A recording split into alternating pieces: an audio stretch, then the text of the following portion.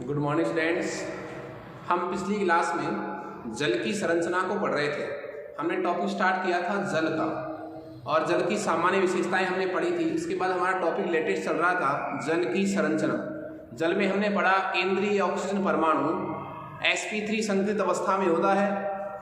2 lone pair होते हैं oxygen परमाणु पर। VSEPR थ्योरी हमने लगाई थी, जिसके कारण लॉन पेयर के मध्य रिपल्सन प्रतिकर्षण बहुत ज़्यादा होता है। इसलिए उसके स्थायित्व को बढ़ाने के लिए, प्रतिकर्षण को न्यूनतम करने के लिए हमने आकृति को क्या नाम दिया था, वी शेप।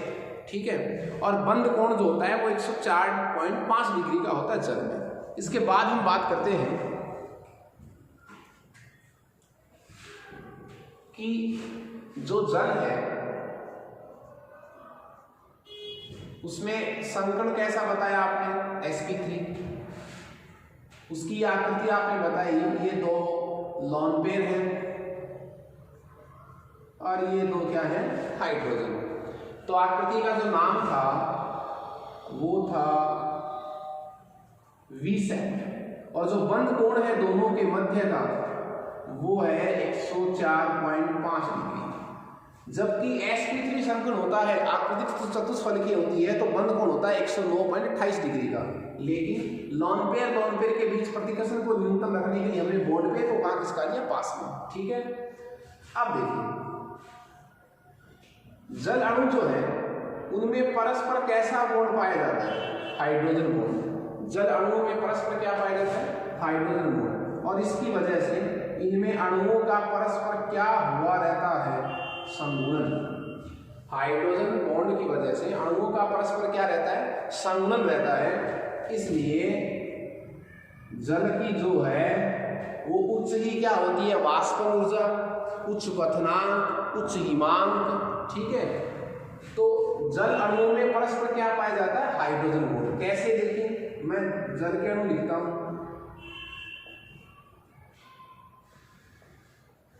ये देखिए यहां का ऑक्सीजन और यहां का हाइड्रोजन।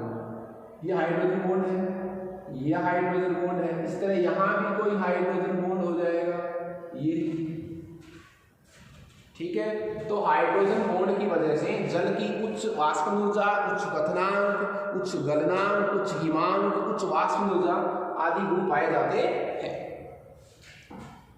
जल का एक विशिष्ट रूप होता है जिसको मैं बर्फ कहता हूं, आइस। जो बर्फ है जिसको मैं आइस कहूंगा, आइस जो है वो जल का कैसा रूप है, क्रिस्टलीय रूप, त्रिविम आबंधित रूप। क्रिस्टलीय रूप क्या है जल का, वो क्या कहलाता है, बर्फ कहलाता है। और बर्फ की जो संरचना होती है वो पिंजर संरचना होती है साहब। बर्फ की संरचना कैसी होती है, पिंजर संरचना। बर्फ की जो संरचना है वो पिंजर संरचना होती है, खुली संरचना होती है। कैसे, जब हमने एक्स किरण अध्ययन इसका करते हैं, बर्फ का जब क्या करते हैं, एक्स किरण अध्ययन करते हैं, तो पता चलता है कि बर्फ की संरचना में एक ऑक्सीजन परमाणु जो है, एक ऑक्सीजन परमाणु जो है वो 4 हाइड्रोजन परमाणु से, एक ऑक्सीजन परमाणु जो है वो 4 हाइड्रोजन परमाणु से अटैच रहता है। 4 हाइड्रोजन परमाणु में 2 तो क्या रहते हैं, सहसंयोजक बंध, और 2 क्या रहते हैं, हाइड्रोजन बंध। ठीक है। तो बर्फ की संरचना में प्रत्येक ऑक्सीजन परमाणु 4 हाइड्रोजन परमाणु से जुड़ा रहता है, जिसमें 2 सहसंयोजक बंध द्वारा जुड़े रहते हैं तथा 2 हाइड्रोजन बंध द्वारा जुड़े रहते हैं। और इनमें इनकी संरचना कैसी बन जाती है, खुले पिंजर की तरह इनकी संरचना बन जाती है। खुली पिंजरी नामक संरचना के कारण बर्फ का जो आयतन है वो क्या हो जाता है, बढ़ जाता है। बर्फ का क्या हो जाता है, आयतन बढ़ जाता है और घनत्व क्या हो जाता है, कम। आपने फॉर्मूला पढ़ा होगा, डेंसिटी क्या होती है, mass upon volume, mass upon volume. तो जब आयतन बढ़ रहा है तो घनत्व क्या हो रहा है, कम। एक दूसरे का इनवर्स प्रोपोर्शनल है। तो आयतन बढ़ गया, ऐसी संरचना की वजह से, पिंजरेनुमा संरचना की वजह से। इसलिए इसलिए जो घनत्व है वो बर्फ का क्या हो गया, कम। इसलिए बर्फ का घनत्व जल से चूंकि कम होता है, बर्फ का घनत्व चूंकि जल से कम होता है, इसीलिए बर्फ का टुकड़ा पानी पर तैरता है। क्लियर है? अच्छा प्रश्न हो गया कि बर्फ का टुकड़ा जो है वो पानी पर क्यों तैरता है। क्यों? क्योंकि बर्फ का जो घनत्व है वो जल से क्या होता है, कम होता।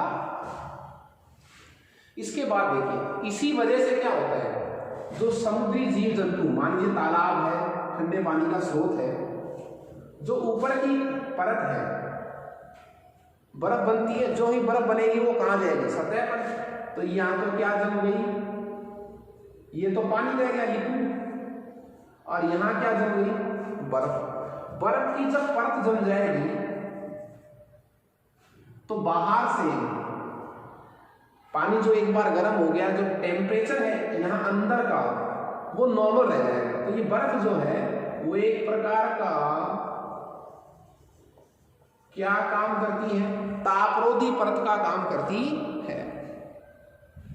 अंदर के तापमान को बाहर से एक्सचेंज नहीं होने देती, तो बर्फ सतह पर आ जाएगी। इसलिए जो जलीय जीव जंतु हैं वो अपने यहाँ के पानी का जो टेम्परेचर है वो नॉर्मल बनाए रखते हैं, नियंत्रित बनाए रखते हैं। इस वजह से, क्योंकि ऊपर जो बर्फ की परत जमी है घनत्व की वजह से ऊपर आ गई, वो किसका काम कर रही है, तापरोधी की काम कर रही है। तो जल और बर्फ दोनों का फॉर्मूला एक ही है। जल की त्रिविम आबंधित संरचना जो है वो ही क्या कहलाती है, क्रिस्टलीय रूप क्या कहलाता है, वही बर्फ कहलाता है। मैं बात करूं जल के रासायनिक गुणों की,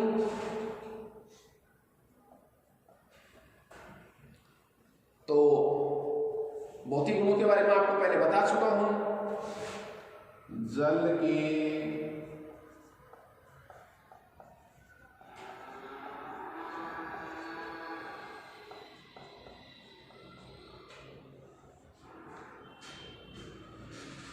के क्या रासायनिक गुण, और जल के रासायनिक गुणों में हमारा जो फर्स्ट पॉइंट है वो रहेगा उभयधर्मी प्रकृति। उभयधर्मी प्रकृति, ड्यूअल नेचर। ब्रॉन्स्टेड लोरी अवधारणा यदि अपन पढ़े तो जल जो है वो दोहरी प्रकृति होता है। वो एक अम्ल की तरह भी व्यवहार करता है और वो एक क्षार की तरह भी व्यवहार करता है। क्लियर है? जल एक अम्ल की तरह भी व्यवहार करता है तथा जल एक क्षार की तरह भी व्यवहार करता है। कैसे, हम इसको उदाहरण द्वारा समझेंगे। जब आप जल की रिएक्शन HCl प्रबल अम्ल हाइड्रोक्लोरिक अम्ल से करवाते हैं तो, और जब आप उसी जल की रिएक्शन जो है वो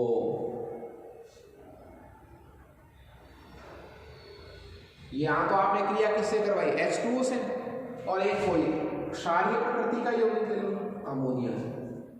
दोनों में जल कॉमन है। जल की रिएक्शन आप किसमें करवा रहे हैं, HCl में। ठीक है, तो यहां आपको पता है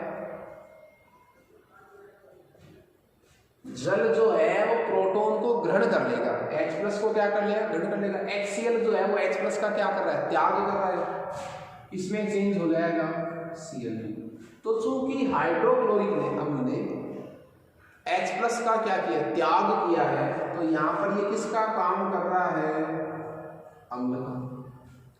और यहां अम्ल द्वारा त्यागा गया जो प्रोटॉन है, जो हाइड्रोजन है, वो H2O ने ग्रहण किया है। इसलिए हाइड्रोजन को ग्रहण करने वाला क्या माना जाएगा, क्षार। तो यहां H2O जो है वो क्षारीय प्रकृति प्रदर्शित कर रहा है। इसमें देखिए आप, जब आप इसी H2O की रिएक्शन किससे करवाते हैं, अमोनिया से करवाते हैं। नाइट्रोजन पर एक लॉन्ग पेयर पड़ा है, अमोनिया एक हाइड्रोजन को एक्सेप्ट कर लेती है। कहां से निकले मेरे को, H2O से। और H2O जब एक H+ त्याग देता है तो किसमें चेंज हो जाता है, OH माइनस में। यहाँ देखिए आप, यहाँ जल ने H प्लस आयन का त्याग किया है, इसलिए ये तो क्या हो गया, ब्रॉन्स्टेड लोरी अवधारणा के अकॉर्डिंग अम्ल की श्रेणी में। और H2 द्वारा त्यागा गया जो हाइड्रोजन आयन है वो अमोनिया ने क्या कर लिया, एक्सेप्ट कर लिया, इसलिए ये किसकी भांति व्यवहार कर रही है, क्षार की भांति। तो जो जल है वो एक अम्ल तथा क्षार दोनों की तरह व्यवहार करता है, इसलिए जल की प्रकृति जो है वो कैसी हो गई, बोलिए उभयधर्मी प्रकृति हो गई। साहब क्लियर है। उसके बाद यदि हम बात करें धातु व अधातु से रिएक्शन की उभयधर्मी प्रकृति के बाद, कैपिटल बी हमारा रासायनिक गुण है धातु से क्रिया, धातु से क्रिया। तो ये लीजिए सोडियम प्लस जल, कैल्शियम प्लस H2, डायरेक्टली कह सकता हूं मैं calcium plus H2 Na plus H2, ठीक है। तो ये तो बन जाएगा क्षार। जल जो है वो धातुओं से क्रिया करके क्या बनाता है, क्षार बनाता है और हाइड्रोजन गैस मुक्त करता है। उसी तरह कैल्शियम धातु है, धातु जल से रिएक्शन करके क्षार बनाती है, कैल्शियम हाइड्रोक्साइड, क्योंकि कैल्शियम की वैलेंसी 2 है, तो प्लस उसी तरह हाइड्रोजन गैस मुक्त करते हैं। तो जल धातुओं से क्रिया करके क्षार बनाता है और हाइड्रोजन गैस मुक्त करता है। धातु की बजाय यदि मैं जल की क्रिया किसी अधातु से करवाऊं,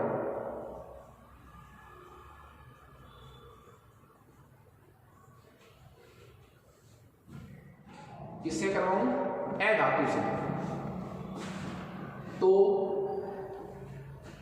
तो क्या होता है देखिए, मान लीजिए फ्लोरीन है, क्लोरीन है, फ्लोरीन और क्या है, क्लोरीन है, रिएक्शन करवा रहा हूं मैं किससे, जल से, HOH प्लस HOH, तो यहां से बनेगा एसिड HF, बैलेंस कर सकते हैं आप, मैंने बैलेंस नहीं किया इसको, प्लस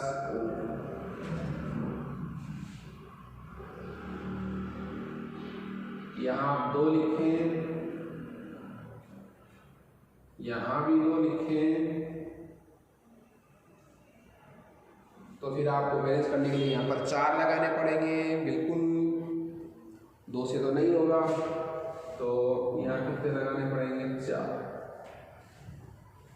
तो 2 2 और ये 2, ठीक है। तो देखिए H2 जो है वो धातु से क्रिया करके तो क्या बनाता है, क्षार बनाता है और क्या मुक्त करता है, हाइड्रोजन गैस मुक्त करता है। जबकि वही जल किससे रिएक्शन करके, अधातु से क्रिया करके क्या बनाता है, वो बनाता है अम्ल, वो क्या बनाता है, अम्ल बनाता है और ऑक्सीजन गैस मुक्त करता। तो ये उभयधर्मी प्रकृति हमने पढ़ी, उभयधर्मी प्रकृति को हमने पढ़ा और धातु से क्रिया को पढ़ा, अधातु से क्रिया पढ़ा। उसके बाद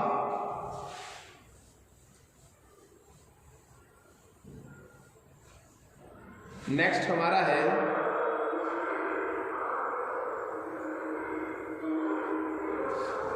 जल अपघटन। जल अपघटन, देखिए जल अपघटन को मैं बात ये करूं, जब भी आप किसी लवण में, जब भी आप किसी लवण में क्या मिलाएंगे, जल, लवण का जल अपघटन, जब किसी आप लवण में क्या मिलाएंगे, जल मिलाएंगे, तो लवण जो है वो अपने आयनों में क्या हो जाएगा, विभक्त हो जाएगा। अपने आयनों में क्या हो जाएगा, विभक्त हो जाएगा। संगत अम्ल और किस में हो सकता है, क्षार में ये क्या हो सकता है, बोलिए, विभक्त हो सकता है। मतलब जब किसी लवण में आप जल मिलाएंगे तो आयनों का मतलब क्या हुआ है, संगत अम्ल और संगत क्षार में क्या हो जाएगा, ये वियोजित हो जाएगा। कौन वियोजित हो जाएगा, लवण। और इस क्रिया को हम क्या कहेंगे, उस लवण का क्या, जल अपघटन। ओके।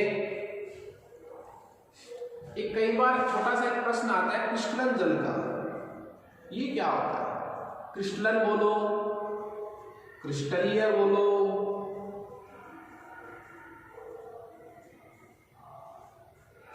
क्रिस्टलन जल बोलो या क्रिस्टलीय जल बोलो। देखिए, जब किसी यौगिक में जल के अणु निश्चित अनुपात में लिखे जाते हैं, निश्चित अनुपात में लिखे जाते हैं, तो हम उसको क्या कहते हैं, बोलो, क्रिस्टलीय जल। जैसे एक सूत्र आपने कई बार देखा होगा, नीला थोथा, कॉपर सल्फेट 5H2। अब इसमें देखो, यहाँ जो डॉट लगाकर क्या लिखे हुए हैं, 5H2 लिखे हुए हैं, ये कैसा जल है, ये क्रिस्टलीय जल है। कैसा जल है, क्रिस्टलीय।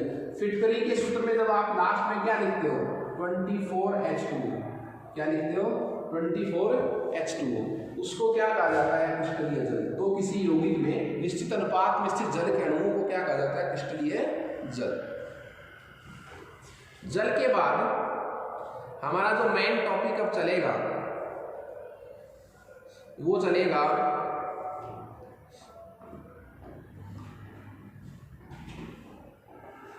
भारी जल।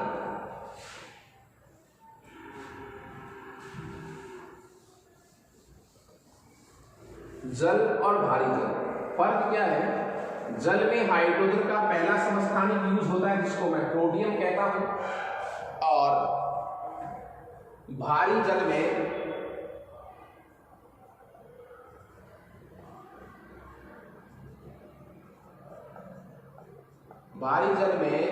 जो होता है यूज, वो क्या होता है, ड्यूटेरियम, दूसरा समस्थानिक, और इसका सूत्र क्या हो जाता है, D2। क्या सूत्र हो गया इसका, D2O। देखिए, यूरे नाम के वैज्ञानिक ने इसकी खोज की थी, यूरे नाम के वैज्ञानिक ने इसकी क्या की थी, खोज की थी, और इसका 2 विधियों द्वारा इसको बनाया जा सकता है। इसके विरचन की जो विधि है, इसका जो क्या है विरचन, वो जो विरचन है वो 2 विधियों द्वारा होता है। इसका जो विरचन है वो क्या होता है, 2 विधियों द्वारा किया जाता है। और पहली विधि है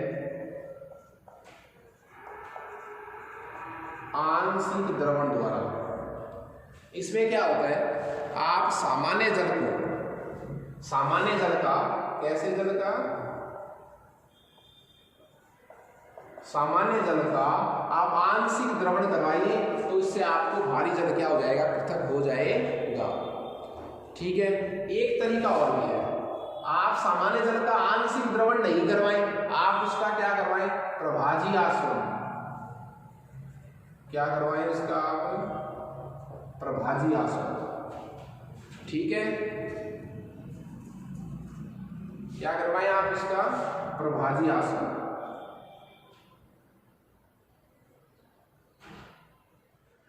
तो सामान्य जल का ही आप क्या करें, प्रभाजी आसन करवाइए लंबे समय तक। तो बार बार जब आप उस प्रोसेस को दोहराएंगे तो पहले जो है, पहले कौन आश्रित होगा, H2O, और बाद में क्या आश्रित होगा, D2O। 2 विधियां हुई बनाने की। सामान्य जल के आंशिक द्रवण द्वारा भी आप भारी जल को पृथक कर सकते हैं, या फिर सामान्य जल का आप प्रभाजी स्तंभ में प्रभाजी आसन को बार बार दोहराइए। तो पहले H2O आश्रित होगा और उसके बाद क्या आश्रित होगा, भारी जल। बात करूं मैं इसके भौतिक गुणों की बात क्या करें, इसके भौतिक गुणों की, तो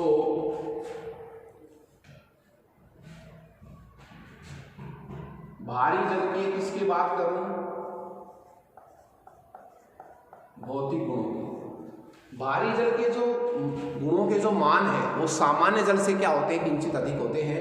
जैसे क्वथनांक, गलनांक, हिमांक, उस वाष्पन की ऊर्जा, गुप्त ऊष्मा, इनके मान तो सामान्य जल से क्या होते हैं, अधिक होते हैं। समानताएं क्या है, भारी जल भी सामान्य जल की तरह जो है वो रंगहीन, गंधहीन तथा स्वादहीन द्रव होता है, उसमें कोई ज्यादा फर्क नहीं है।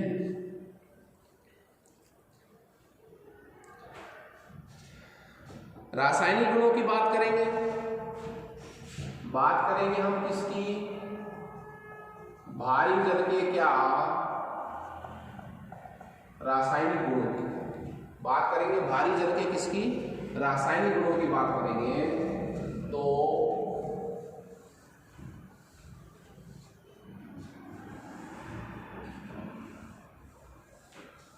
भारी जल के रासायनिक गुणों की बात करेंगे, इसमें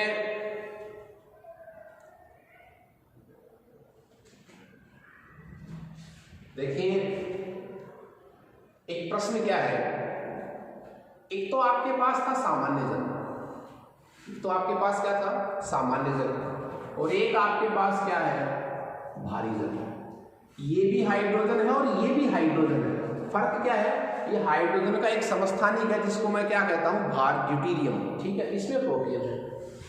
बात जब मैं रासायनिक गुणों की करूंगा, मैंने भौतिक गुणों में आपको क्या अंतर बताया है, भौतिक गुणों में मैंने आपको एक ही अंतर बताया है कि भौतिक गुणों में समानता तो क्या है कि भारी जल सामान्य जल की अपेक्षा अधिक हिमांक वाला, अधिक गलनांक वाला, अधिक वाष्प ऊष्मा वाला, अधिक श्यानता वाला द्रव है।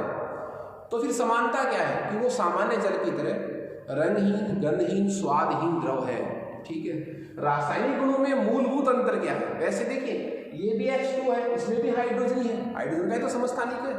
तो सामान्य जल तथा भारी जल दोनों के रासायनिक गुण भी लगभग क्या होते हैं, समान होते हैं, पर थोड़ा फर्क क्या है, रेट ऑफ रिएक्शन में थोड़ा बहुत फर्क क्या है, समय में है। वो प्रश्न हमारे पास एक उत्पन्न होता है कि जो भारी जल की अभिक्रियाएं हैं,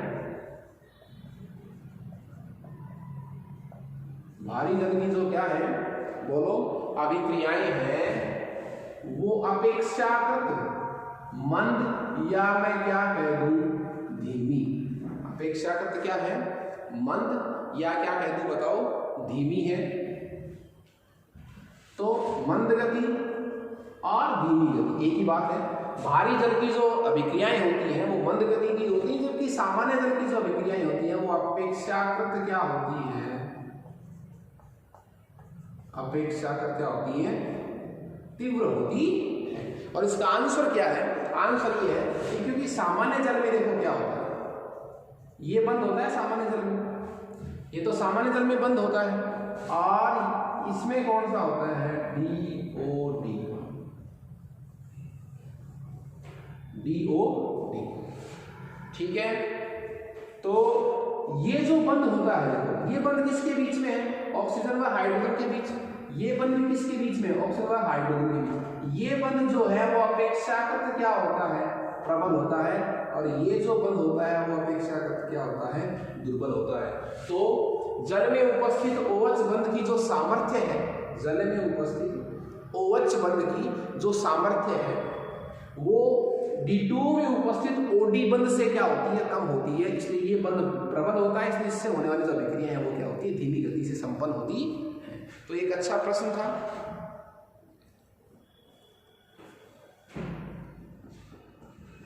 बात करें इसके रासायनिक गुणों की, जो कुछ समानताएं थी उनको तो अपन पढ़ेंगे, थोड़ा सा जो जहां पर कुछ अंतर आ रहा है लिखने में वो चीजें अपन इसमें पढ़ेंगे।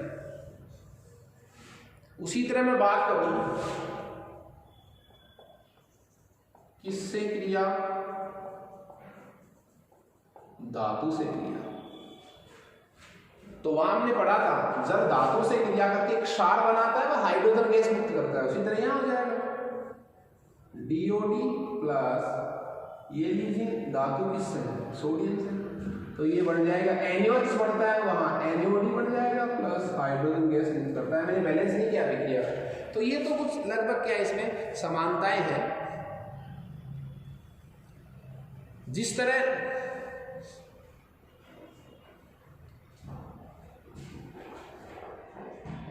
SO3 जो है वो किससे क्रिया करके, जल से, ये बात मैं सामान्य जल की कर रहा हूं। जिस प्रकार सल्फर ट्राइऑक्साइड जो गैस है वो किससे रिएक्शन करके, H2O से क्या बनाती है, H2SO4, जिसका मैं नाम क्या निकाल दूं, सल्फ्यूरिक अम्ल, जिसका मैं क्या नाम निकाल दूं, सल्फ्यूरिक अम्ल। तो उसी तरह यदि इस सल्फर ट्राइऑक्साइड गैस की जो क्रिया है वो किससे करवाऊं, D2O से, किससे करवाऊं, D2O से, तो D2SO4 बन जाएगा। क्यों, क्या बन जाएगा, D2SO4। तो मेरे कहने का मतलब था रेट ऑफ रिएक्शन में फर्क होता है, बाकी क्रियाएं जो है वो उसकी तरह क्या होती है, सेम होती है।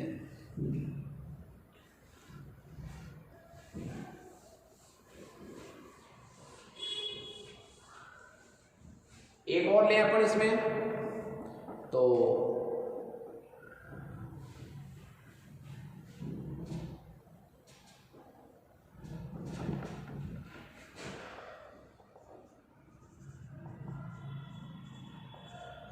धात्विक ऑक्साइड से क्रिया। धात्विक ऑक्साइड में एक एग्जांपल लें सोडियम ऑक्साइड का, इसका एग्जांपल लें, सोडियम ऑक्साइड का एक एग्जांपल लें, और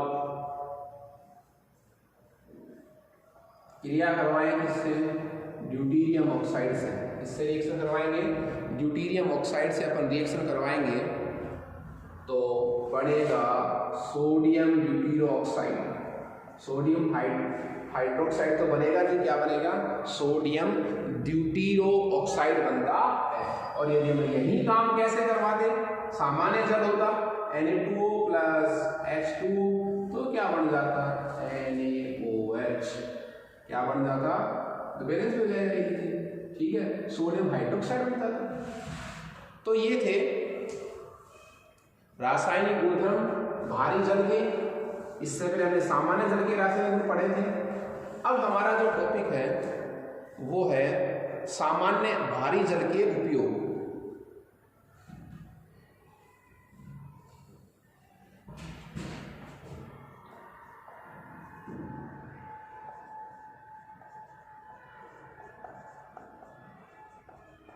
भारी जल के उपयोग,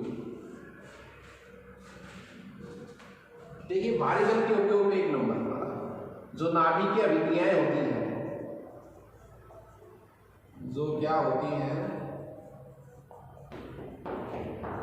जो नाभिकीय अभिक्रियाएं होती हैं, उन अभिक्रियाओं में न्यूट्रॉन मंदक के रूप में, अभिक्रियाओं की गति को कम करने के लिए किसके रूप में, मंदक के रूप में इसको यूज किया जाता है। और दूसरी बात करें ड्यूटीरियम बनाने में, H2 बनाने में तो H2 और ड्यूटीरियम बनाने में D2। अभिक्रियाओं में भी होता है, जैव रासायनिक अभिक्रियाओं में, जैव तंत्रों में ये ट्रेसर के रूप में खोज करता है, ट्रेसर के रूप में भी इसको यूज किया जाता है। तो ये हमारे पास भारी जल के उपयोग थे जो हमने आपको मुख्य मुख्य बताए हैं। इसके बाद इस चैप्टर में हमारा जो मेन इंपॉर्टेंट बहुत ही वो टॉपिक जो रहेगा वो रहेगा जल की कठोरता। 101% इसमें से क्वेश्चन आता है, बहुत अच्छा टॉपिक इस चैप्टर का। मैं कहता हूँ सबसे इंपॉर्टेंट टॉपिक जो है वो क्या है, जल की कठोरता, जिसके बारे में हम नेक्स्ट क्लास में पढ़ेंगे। Okay, thanks students.